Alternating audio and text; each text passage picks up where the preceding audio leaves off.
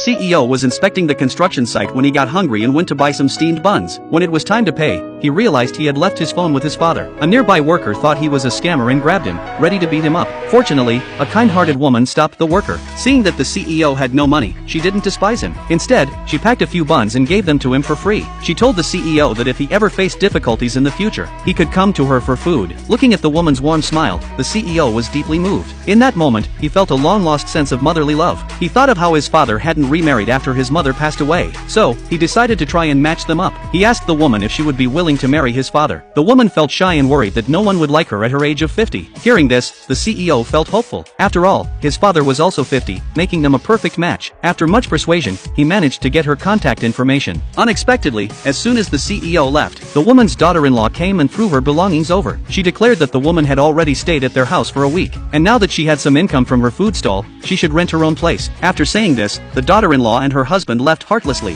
Forced by his son, the chairman decided to meet the woman. Before leaving, to sabotage the matchmaking, he smeared mud on himself and disguised himself as a construction worker. However, the woman showed no disdain for him. Thinking he was also a worker at the site, she enthusiastically brought out a tray of buns for him to try. The chairman had a good first impression of her. To test her character, he lied, saying he only had a small, old house and earned just $3,000 a month. He also claimed his son was just an ordinary construction worker. He assumed the woman would surely look down on him. To his surprise, she didn't mind at all, and said she was also an ordinary person who just wanted a simple partner to live an honest life with. Suddenly, a strong gust of wind blew and flipped the umbrella at her stall. In a moment of crisis, the woman instinctively used her body to shield the chairman from the umbrella. The chairman quickly moved her aside and was relieved to see she wasn't hurt. At that moment, the woman received a call from her daughter-in-law, urging her to move out. Seeing that she had nowhere to go, the chairman proposed marriage. Thus, the two went to the civil affairs office to get married. To make the act more convincing, the chairman asked his assistant to buy a 50-square-meter house near the construction site. When the woman arrived with her belongings, she was surprised to find the old house filled with brand new furniture. The chairman explained that the factory couldn't afford to pay wages, so they gave furniture instead. The woman believed him without question. She then went to the market and bought a free-range chicken to bring to her pregnant daughter-in-law for nourishment. However, the daughter-in-law was disdainful, saying she didn't like food from the countryside and told her to take it back.